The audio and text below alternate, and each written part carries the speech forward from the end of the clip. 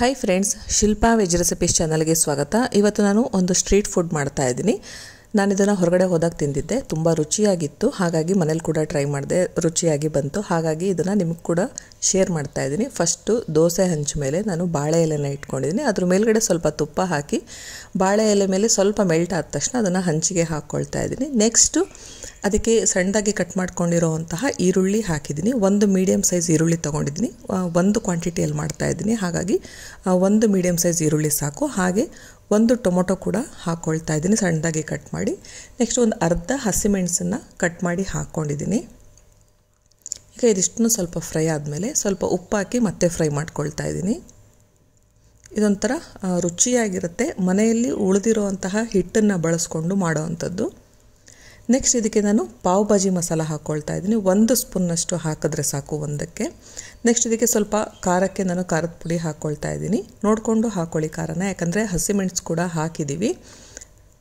Next ಇದಕ್ಕೆ ಸ್ವಲ್ಪ ನೀರು ಹಾಕಿ ಇದನ್ನು ನಾನು ಫ್ರೈ ಮಾಡ್ಕೊಳ್ತಾ ಇದ್ದೀನಿ.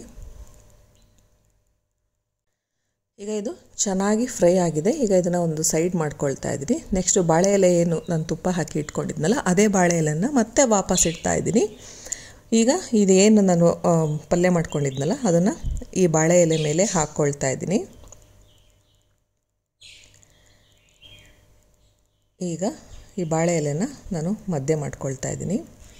ಇದು ತುಂಬ ರುಚಿಯಾಗಿರುತ್ತೆ, ನೀವು ಟ್ರೈ ಮಾಡಿ. ಸಂಜೆ ಟೈಮಿಗೆ ಒಳ್ಳೆ ಒಂದು ಸ್ನ್ಯಾಕ್ಸ್ ಅಂತಲೇ ಹೇಳ್ಬೋದು. ನೆಕ್ಸ್ಟು ಬಾಳೆ ಎಲೆ ಮೇಲೆ ಈ ಪಲ್ಯನ ಹಾಕಿದ್ಮೇಲೆ ಈ ರೀತಿ ನೀಟಾಗಿ ಸ್ಪ್ರೆಡ್ ಮಾಡಿಕೊಂಡು ಇದ್ರ ಮೇಲ್ಗಡೆ ನಾನು ಇಡ್ಲಿ ಹಿಟ್ಟನ್ನ ಹಾಕ್ಕೊಳ್ತಾ ಇದ್ದೀನಿ. ಮನೆಯಲ್ಲಿ ಬೆಳಗ್ಗೆ ನಾನು ತಿಂಡಿ ಇಡ್ಲಿ ಮಾಡಿದ್ದೆ, ಉಳಿದಿರುವಂತಹ ಹಿಟ್ಟನ್ನು ನಾನು ಬಳಸ್ಕೊಳ್ತಾ ಇದ್ದೀನಿ. 1 ಸೌಟು ಅಥವಾ 2 ಸೌಟು ಬೇಕಾಗುತ್ತೆ.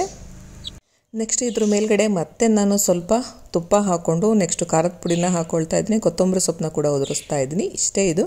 ಇದನ್ನು ಮುಚ್ಚಿಬಿಟ್ಟು ಒಂದು 3 ರಿಂದ 4 ನಿಮಿಷ ಬೇಯಿಸ್ಕೊಂಡ್ರೆ ರುಚಿಯಾಗಿರೋಂತಹ ಬಾಳೆ ಎಲೆಯ ಇಡ್ಲಿ ರೆಡಿ ಆಗುತ್ತೆ. ಇದು ತುಂಬಾ ಚೆನ್ನಾಗಿರುತ್ತೆ, ಒಳ್ಳೆ ಟೇಸ್ಟು. ಇದನ್ನು ಹಾಗೆ ಕೂಡ ತಿನ್ಬೋದು ಅಥವಾ ಚಟ್ನಿ ಜೊತೆ ಕೂಡ ಸರ್ವ್ ಮಾಡಿಕೊಂಡು ತಿನ್ಬೋದು.